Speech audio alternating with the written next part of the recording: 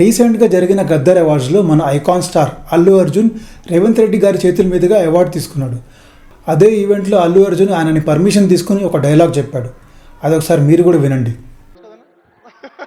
ఆ బిడ్డ మీద ఒక్క గీటు పడ్డా గుంట గంగమ్మ తల్లి జాతరలో యాట తలలు నరికినట్టు రప్ప రప్ప నరుగుతా ఒక్కొక్కడిని.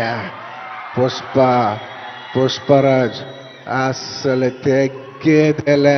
అయితే నా పర్సనల్ ఒపీనియన్ చెప్తా ఆ సినిమా మీద. ఆ సినిమాలో ఏముంది అసలు?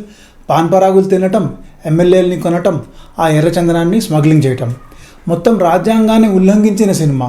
ప్లస్ ఒక విలన్ని హీరోలాగా చేసి చూపించిన సినిమా. ఇది పాయింట్ నెంబర్ 1. పాయింట్ నెంబర్ 2 ఏంటంటే ఇదేదో మొరాలిటీ గురించి కాదు. విషయం ఏంటంటే నీ పేరు మహేష్ అయితే నేను సురేష్ అని పిలిస్తే నువ్వు పలకవు. ఎందుకంటే కొన్ని లక్షల కోట్ల సార్లు నేను మహేష్ అని పిలిచారు. సో నేను మహేష్ని అని చెప్పి నువ్వు ఫిక్స్ అయిపోయావు.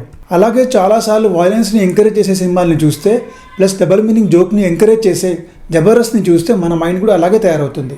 ప్లస్ ఇంకో విషయం ఏంటంటే భోజనం చేసేటప్పుడు నీకు ఏది పడితే అది వడ్డిస్తే నువ్వు తినట్లే కదా, నీకు ఇష్టమైనదే తింటున్నావు కదా.